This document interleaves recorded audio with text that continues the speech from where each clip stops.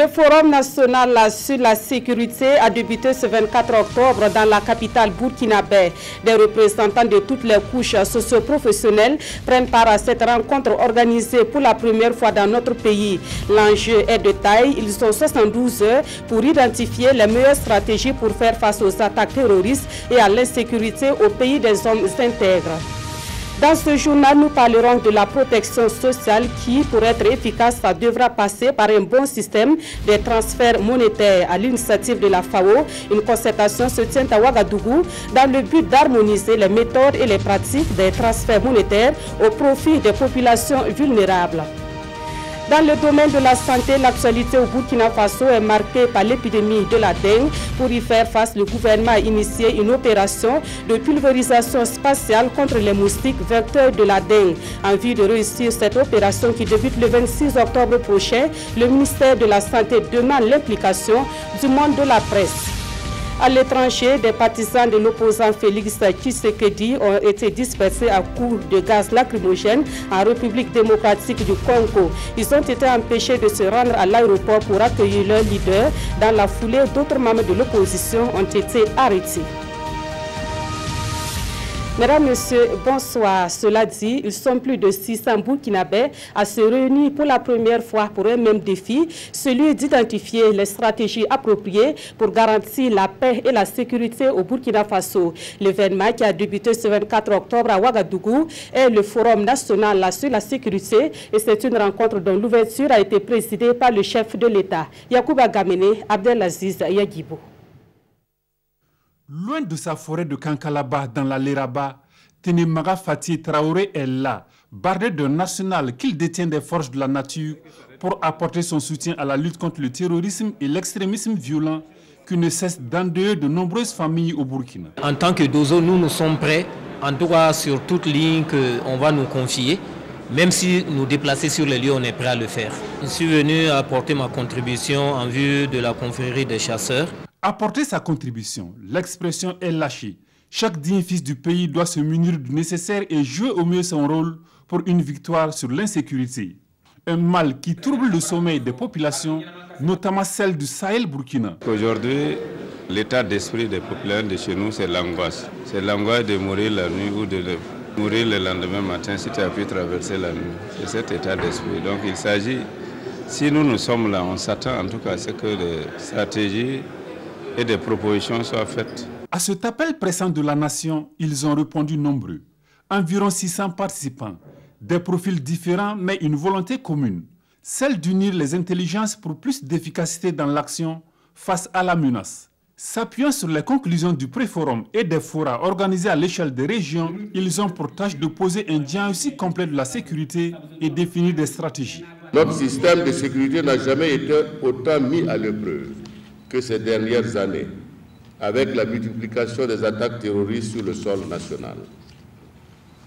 L'état des lieux du secteur de la sécurité que vous proposez de finaliser au cours de ce forum permettra d'obtenir une vue adéquate et réaliste des risques et des menaces pour les populations, les institutions de sécurité et la sécurité nationale, ainsi que leurs perceptions et leurs attentes. S'appuyant sur une vision politique nationale, le processus engagé est inclusif, participatif et ouvert à toutes les composantes de la société. J'appelle à un sursaut national patriotique des filles et des fils de notre pays, des villes et des campagnes autour de nos forces de défense et de sécurité afin de défendre la patrie. Aux côtés des nationaux, des experts des Nations Unies, de l'Union européenne, de l'USAID et de bien d'autres organisations internationales, sont là pour apporter leur touche à la réussite du forum. Forum à l'issue duquel les partenaires techniques et financiers ici présents souhaitent prendre langue avec les services compétents du Burkina en matière de sécurité en vue de définir ensemble des voies et moyens appropriés. Au Premier ministère, le chef du gouvernement a échangé cet après-midi avec le directeur général de la rencontre annuelle de l'investissement. Venu de Dubaï, il a informé Paul Kabatseba de la tenue de cette rencontre en avril prochain. Walid Fargal invite les porteurs de projets du secteur privé burkinabé à prendre part à la rencontre de Dubaï. Adama Giti, Vincent Tchenrebego. Entre Paul Kabatieba et Walid Fargal, il a été question de la rencontre annuelle de l'investissement. Une rencontre qui réunit chaque année les investisseurs du monde aux Émirats Arabes Unis. Et pour la prochaine édition, prévue en avril 2018, le Premier ministre a été invité à ce rendez-vous des investisseurs. The main objective of the meeting is to invite Burkina Faso. Cette année, nous avons eu la chance de rencontrer le Premier ministre et nous souhaitons inviter les porteurs de projets ou l'État burkinabé à venir présenter ce projet à cette rencontre annuelle pour l'investissement qui travaille dans plusieurs domaines, l'agriculture, l'énergie, le tourisme et d'autres projets dans lesquels tout ce qui est infrastructure.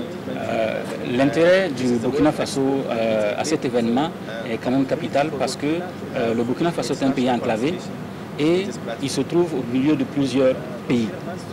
Donc le fait de la localisation même, la situation géographique du Burkina Faso est vraiment un atout pour les investisseurs qui s'intéressent à cette zone-là pour investir dans plusieurs domaines et pour pouvoir servir au moins plus d'une centaine de millions autour de l'Afrique de l'Ouest. À cette audience avec le Premier ministre, Walid Fargal était accompagné d'hommes d'affaires burkinabés, signe probable de l'intérêt des Burkinabés pour cette rencontre des investisseurs. Autre point de l'actualité, le Burkina Faso va commémorer la semaine prochaine le 3e anniversaire de l'insurrection populaire d'octobre 2014. La coalition des organisations de la société civile pour la défense des acquis de cette insurrection veut marquer cet anniversaire par une marche à Ouagadougou. Une marche qui sera suivie d'un meeting le 4 novembre prochain pour dénoncer les crimes économiques et de sang. L'annonce a été faite au cours d'un point de presse animé ce matin même. Paul-David Bambara et M. Solange Guigma. 3 ans après l'insurrection populaire des 30 et 31 octobre 2014, le changement véritable se fait toujours attendre. C'est le sentiment de la coalition des organisations de la société civile pour la défense des acquis de l'insurrection populaire. Les espoirs et attentes que notre peuple a fondés en l'insurrection et en la résistance populaire, jugement des dossiers des crimes de sang et économiques, amélioration des conditions de vie, emploi pour la jeunesse, sécurité, liberté d'expression et de manifestation sont littéralement remis en cause. Cela apporte la preuve que le pouvoir actuel, dans le fond, travaille à détruire la flamme du véritable changement révolutionnaire dont l'insurrection et la résistance victorieuse furent des étapes importantes. D'où l'appel à la mobilisation le 4 novembre prochain à la place de la Nation pour la commémoration de l'an 3 de l'insurrection à travers une marche-meeting. Pour exiger le jugement des dossiers de crimes de sang, notamment ceux des martyrs de l'insurrection et de la résistance populaire et ceux de Dabo Boukari, Norbert Zongo, Thomas Sankara et bien d'autres. Défendre les libertés d'expression et de manifestation chèrement acquises par notre peuple et que le pouvoir tente de le mettre en cause. Exiger des mesures contre la cherté de la vie et pour des emplois décents pour la jeunesse. Poursuivre la lutte pour la défense et l'approfondissement des acquis de l'insurrection et de la résistance populaire et pour un véritable changement révolutionnaire en faveur du peuple est également un des objectifs poursuivis par les initiateurs de cette marche. À l'Assemblée nationale ce matin, les députés ont désigné les juges parlementaires devant siéger à la Haute Cour de justice. Précisément, ces juges parlementaires au nombre de 6 titulaires et autant de suppléants ont été choisis pour le compte de la deuxième chambre, c'est-à-dire la chambre d'appel. Ils iront siéger aux côtés de 3 magistrats de grade exceptionnel, conformément à la loi modificative relative à la Haute Cour de justice au Burkina Faso. Plus de précisions avec Daouda Ouattara et Yarkiteda. Aujourd'hui, à l'Assemblée nationale, c'est jour de vote. Les députés sont aux urnes pour désigner 6 juges parlementaires et leurs suppléants pour siéger à la chambre d'appel de la Haute Cour de justice. Au terme des élections d'environ 3 heures, les députés Bouraiman Bougouma, Mamadou Diallo et Élise Ilboudo Tchombiano du MPP, Boukari Bari du MDA, Alfred Dansé de l'UPC et Marie-Rose Romé Savadogo de l'ADF-RDA ont été élus juges titulaires à la deuxième chambre de la Haute Cour de justice. C'est pas facile, c'est une responsabilité et je pense en tout cas pouvoir respecter ce qu'il y a à faire au niveau de la haute cour. À notre niveau, c'est du boulot, et compte tenu de l'ambiance que vous connaissez, mais nous pensons que nous allons, à notre niveau, essayer d'apporter tout ce que nous pouvons à notre possession pour que la lumière soit faite autour de ces différents dossiers et qui, depuis un certain temps, fait l'actualité au niveau de Burkina Faso. Avec la désignation des juges parlementaires, l'Assemblée nationale donne ainsi le ton de la mise en œuvre de la loi rectificative relative à la Haute Cour de justice votée en juillet dernier. Tout comme la première chambre déjà fonctionnelle, constituée de 9 juges, dont 6 parlementaires et 3 magistrats de grade exceptionnel, la deuxième chambre est également constituée de la même manière. Les juges parlementaires désignés ce mardi vont prêter serment devant la Cour de cassation, a indiqué le président de l'Assemblée nationale. Alassane Bala Sakandé a en outre invité les juges parlementaires à être des dignes représentants du peuple au sein de cette juridiction. Dans l'actualité également, les transferts monétaires en lien avec la protection sociale et la résilience doivent se faire dans les règles de l'art afin qu'ils profitent réellement aux bénéficiaires. Le sujet préoccupe l'Organisation des Nations Unies pour l'alimentation et l'agriculture qui tient une rencontre depuis ce 24 octobre à Ouagadougou. Et ceux qui y prennent part vont identifier des stratégies en vue d'harmoniser les méthodologies et les pratiques dans les programmes de transfert monétaire au Burkina Faso. Pawadrogo, Jean Zongo et Kadi Sanogo. Construire des mécanismes de protection sociale efficaces et durables pour une meilleure résilience des personnes vulnérables est l'un des objectifs de la FAO qui accompagne le gouvernement burkinabé. C'est pourquoi cette structure onisienne, en collaboration avec le Conseil national de protection sociale et le groupe de travail sur les transferts monétaires, ont initié cet atelier. 2 jours durant, les parties prenantes ici réunies vont élaborer une feuille de route dans le domaine de la protection sociale. Et qui dit protection sociale parle également de transfert en nature et transfert aussi filets socioproductifs. Voilà, et donc c'est dans ce sens-là que nous avons voulu accompagner le secrétariat permanent du Conseil national de la protection sociale pour qu'ensemble, avec les autres acteurs qui interviennent sur le terrain, que nous puissions vraiment réfléchir ensemble sur comment nous allons harmoniser sur le terrain notre manière de travailler, de sorte à ce que cela puisse vraiment profiter aux populations vulnérables. Si nous nous attendons sur la façon de faire le travail sur le terrain, ça va faciliter les choses sur le terrain. Il ne sera plus question d'aller sur le terrain et faire ci, alors qu'à côté on fait autre chose. C'est bon de faire la même chose sur tout le territoire national. Cet atelier va contribuer au développement de bonnes pratiques dans le domaine de la protection sociale et à l'amélioration des services offerts par tous les acteurs intervenant dans les transferts monétaires. La protection sociale concerne également les victimes de catastrophes naturelles. Le Burkina Faso est en phase de se doter d'un document cadre pour les interventions au profit de ce groupe de personnes. Depuis ce matin à Ouagadougou, le dit document est soumis aux acteurs impliqués dans la protection des victimes de catastrophes pour validation. Urbain Benito Somé et Omar Zambri. Inondations, attaques acridiennes, invasion des chenilles, épidémies, épizooties, voici quelques catastrophes naturelles auxquelles est confronté le Burkina Faso de façon régulière depuis ces dernières décennies. Comment y faire face? Comment se relever de tout ça? C'est à ces questions que vont répondre ces acteurs à travers cet atelier de validation technique du document pour le relèvement, la reconstruction après les catastrophes.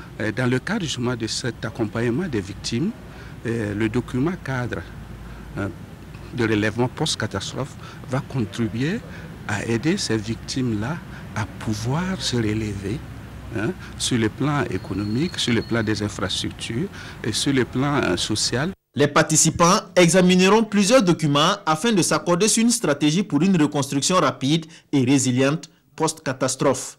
Au sortir de cet atelier, ils devront être à mesure de se l'approprier. Le document, bien entendu, donne une définition aux différents concepts, identifie les différents acteurs qui sont impliqués dans le processus de relèvement, identifie également tout ce qui existe comme cadre législatif, opérationnel, institutionnel, qui doit être mis en œuvre pour prendre en charge la question du relèvement.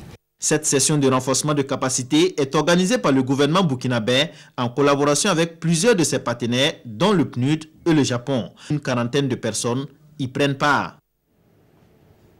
Autre point de l'actualité, le Centre régional de formation professionnelle rattaché à l'Agence nationale de promotion de l'emploi de Ouagadougou a fait peau neuve. Elle est donc à nouveau prête pour recevoir des élèves dans 8 filières de formation. Ce centre, dont l'inauguration est intervenue le vendredi dernier, bénéficie de l'appui de la Chine-Taïwan. Isaka Ouedraogo, Zubavia David Dabiri.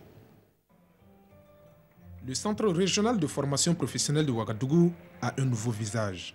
Requinqué pour une meilleure qualité de formation des jeunes en 8 options possibles, ce centre ambitionne également mettre en œuvre un mécanisme de suivi des travailleurs employés au Burkina Faso. Un vaste chantier de réhabilitation et d'extension des centres régionaux de formation professionnelle a été entamé depuis 2010 à travers le programme de renforcement de la formation professionnelle. À nos jours, 12 centres régionaux, dont celui de Ouagadougou, ont déjà été réhabilités, rénovés et équipés, augmentant ainsi leur capacité d'accueil. Cette rénovation est financée par la coopération taïwanaise. Des Taïwanais qui joignent ainsi l'acte à la parole en vue de donner à la jeunesse burkinabé les capacités de s'assumer efficacement après la formation. Ce projet de formation professionnelle, c'est pour créer l'employabilité des jeunes. Et les jeunes, comme vous le savez, c'est le futur du pays. Voilà, donc comment former les jeunes, comment augmenter leur capacité d'accéder très rapidement au marché d'emploi. C'est un défi majeur pour notre projet de formation professionnelle. À Ouagadougou, nous avons 11 filières. Il y a 8 filières qui sont au niveau de Dassasoro, à savoir la mécanique auto, la mécanique de roues, la plomberie sanitaire, la coupe-couture, la construction métallique, la maintenance informatique et bureautique, la maçonnerie et le dessin bâtiment. Nous avons un autre site qui est situé à Sissin, où nous avons la menuiserie bois, froid climatisation et puis l'électricité bâtiment. Ce centre est ouvert à tout jeune capable de lire et écrire en français et aux travailleurs voulant se perfectionner. Pour cette année, près de 600 personnes sont déjà inscrites. La Chine-Taïwan apporte également son appui à l'administration publique burkinabé en matériel informatique. Hier, elle a offert 800 ordinateurs de bureau au ministère en charge de l'économie numérique. Ce matériel informatique servira à améliorer les conditions de travail dans plusieurs services de l'administration publique burkinabé. Amado Ilboudo et Omar Zambri. 800 ordinateurs de bureau de type tout en un au bénéfice de 14 structures de l'administration publique burkinabé. Un don que l'ambassadeur de la République de Chine-Taïwan a remis officiellement au ministre du Développement de l'économie numérique et des postes. D'une valeur de près de 345 millions de francs CFA, c'est un soutien qui vient à point nommé. Ce don de matériel informatique qui va naturellement renforcer le parc informatique de notre administration, ça va moderniser l'administration et la rendre encore plus performante, de sorte à ce qu'elle puisse rendre des services de qualité à ses usagers. Taïwan n'est pas sa première intervention quant à ce genre de soutien. À partir de 2012, on a commencé à faire ce projet à travers l'appel à projet et d'essayer de satisfaire les besoins de l'administration publique burkinabé. Comme j'ai dit tout à l'heure, on va continuer ce projet parce que les demandes sont énormes. Pas seulement dans les institutions publiques, il y a aussi les universités qui ont besoin de notre assistance. Les 14 structures bénéficiaires de ce matériel informatique ont été retenues suite à un appel à projet. Ce sont entre autres le lycée départemental de Djibasso, la brigade nationale de sapeurs-pompiers et la gendarmerie nationale. Un mot de santé dans ce journal et nous évoquons la dengue qui sévit au Burkina Faso, principalement dans la capitale depuis le mois de septembre. La maladie est transmise à l'homme par les moustiques et le gouvernement a décidé d'une pulvérisation spatiale de la ville de Ouagadougou à partir du 26 octobre prochain. Et pour réussir cette opération, le ministère de la Santé veut impliquer la presse, d'où cette rencontre d'échange a tenu ce mardi. Siedi Lareyen et Yolande Lompo. En pleine discussion, le chef de service de la surveillance épidémiologique et son équipe présentent aux hommes de médias les directives de la lutte contre la dengue au Burkina Faso ainsi que la situation épidémiologique à la date du 17 octobre 2017. En rappel, la dengue est une maladie tropicale négligée provoquée par un moustique tigre qui ne pique que le jour. Il en existerait 4 types sérologiquement différents qui peuvent provoquer des infections symptomatiques ou asymptomatiques classées en 3 groupes A, B et C. Nous sommes actuellement à plus de 4000 cas suspects. À l'heure où je parle, nous sommes à 11 décès. Et pour ce qui est des cas notifiés, les décès que nous enregistrons, c'est parmi les malades compliqués, les malades qui sont dans le groupe C. Donc c'est les malades qui prennent des complications sévères, c'est ce que nous appelons la dengue compliquée. Si vous avez la maladie de la dengue pour un type de virus, vous êtes immunisé à vie pour ce virus-là. Si vous devez faire la maladie pour un autre type, le risque que ça se complique, d'avoir une forme grave de dengue est très élevé. La région du centre est la plus touchée et selon la cartographie réalisée, les districts de Bascui et de Nongre-Massom enregistreraient les plus forts taux. Pour l'heure, il n'existe aucun traitement spécifique et il est recommandé de boire beaucoup d'eau lorsqu'on est malade. L'utilisation des anti-inflammatoires non stéroïdiens tels l'aspirine, l'ibuprofène et l'aspergique est à proscrire car ils peuvent provoquer des risques hémorragiques. En vue de renforcer la lutte antivectorielle contre cette maladie et assurer la prise en charge des cas graves, des actions sont entreprises par le ministère de la Santé.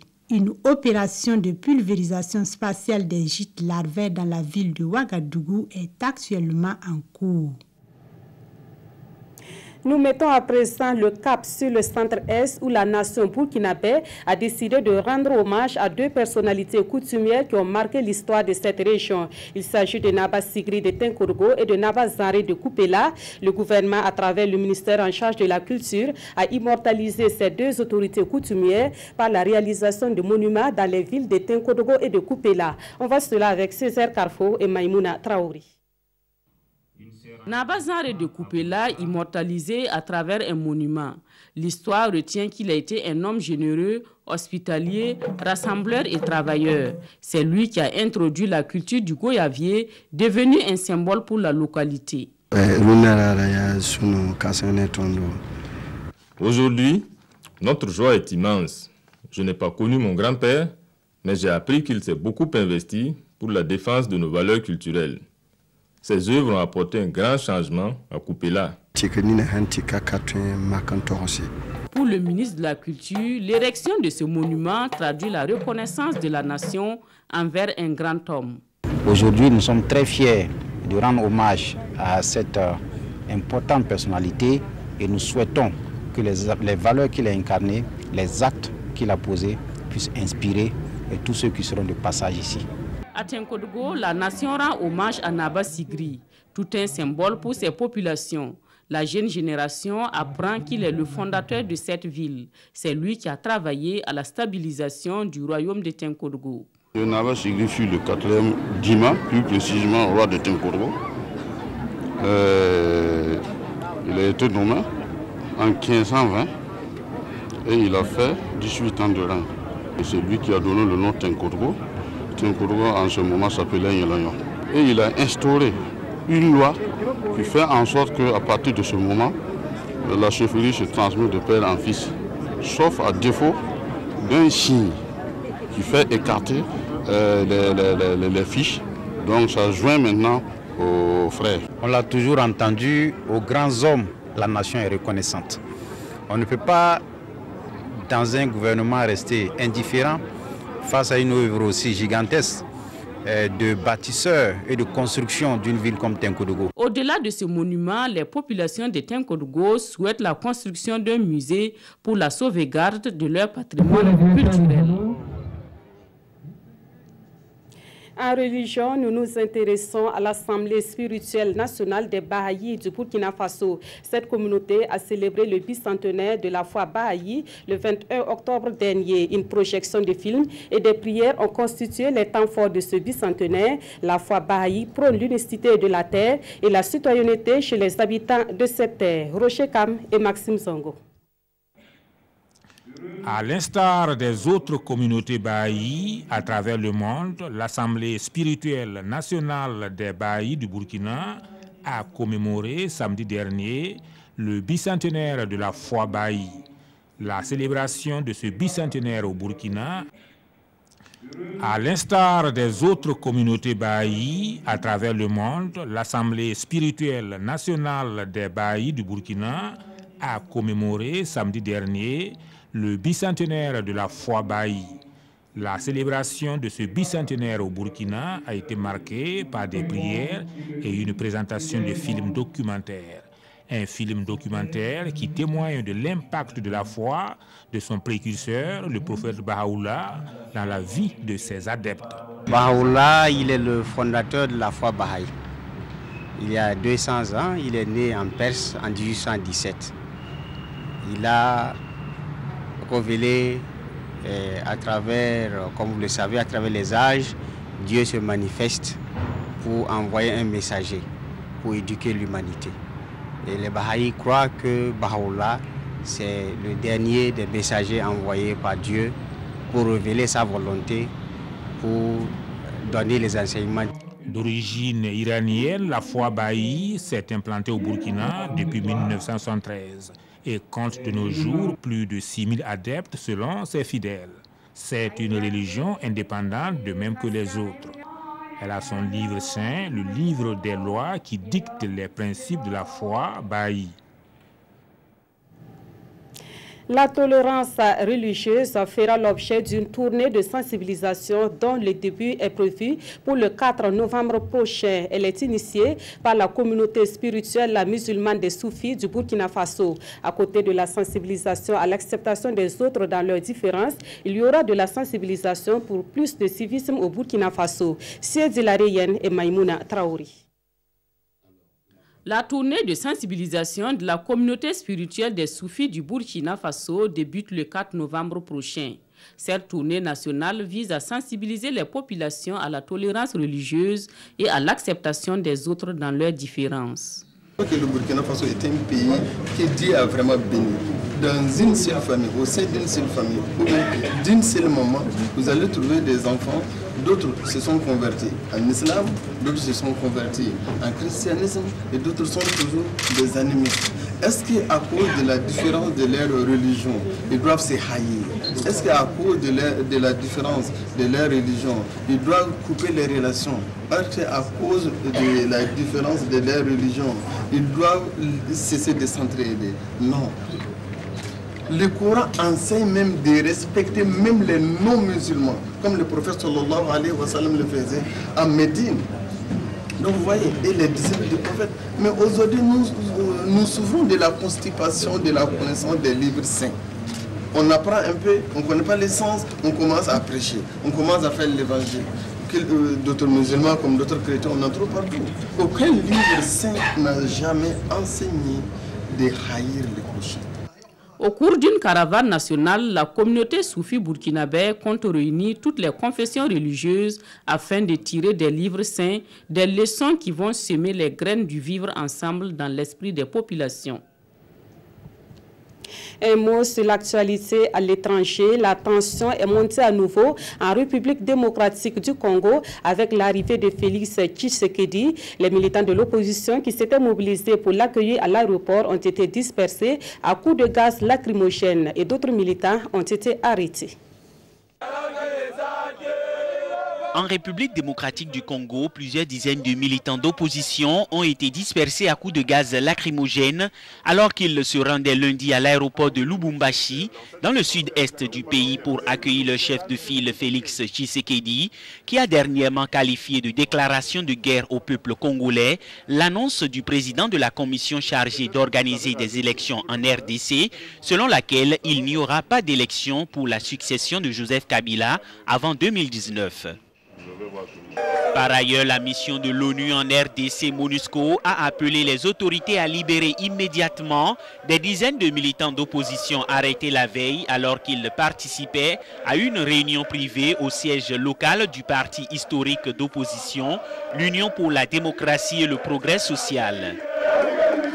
La République démocratique du Congo traverse une crise politique profonde liée au maintien au pouvoir du président Joseph Kabila, dont le mandat a expiré le 20 décembre 2016. La Constitution ne lui permet pas de se représenter, mais l'autorise à rester en fonction jusqu'à l'élection de son successeur. On revient au Burkina Faso pour la lecture croisée des quotidiens de ce mardi. Le retour de Guillaume Soro en Côte d'Ivoire, la réconciliation nationale au Burkina Faso et l'audience de ce matin au tribunal militaire sur le dossier du coup d'État de septembre 2015. Ce sont là quelques sujets auxquels les journaux du jour se sont intéressés. Des précisions avec Vincent Tchendrebego. Putsch de septembre 2015, l'observateur Palaga s'intéresse à l'audience qui a lieu aujourd'hui au tribunal militaire. Une audience en appel contre l'ordonnance de non-lieu partiel, de requalification et de transmission de pièces au président de la Chambre de contrôle de l'instruction. Le journal rappelle que cette audience, qui avait lieu le 14 septembre dernier, avait été renvoyée parce que les avocats de la défense avaient relevé des vices de forme dans la manière dont les avis à conseil avaient été délivrés. En plus, ils avaient saisi le Conseil constitutionnel pour recours en inconstitutionnalité. En ouvrant aujourd'hui cette audience, le dossier pourra-t-il enfin être débattu dans le fond? Le journal en doute, car il estime que les avocats de la défense exploiteraient toute subtilité et faille pour tirer leurs clients d'affaires. Réconciliation nationale. Mélégué Traoré en parle dans une longue interview que le journal Le Pays lui accorde. Et pour l'ancien président de l'Assemblée nationale, la réconciliation est le grand chantier incontournable au Burkina Faso et l'avenir en dépend. Mais les préalables à cette réconciliation, c'est que ceux qui ont souffert de l'insurrection populaire et du coup d'État de septembre 2015 doivent être entendus et dédommagés. Plus encore, dans ses propos, c'est qu'il faut tenir compte des députés et des tenants du pouvoir d'alors qui ont aussi subi des dommages. Une condition pour être assez juste, selon Mélégué Traoré. 2 mois de Guillaume Soro à l'étranger, pour des raisons inavouées, se demande aujourd'hui au Faso. Le journal est sûr de quelque chose, plus rien ne va entre Soro et le président Ouattara, et les ivoirologues et autres analystes se perdent en analyse sur les voies pour réconcilier les deux hommes.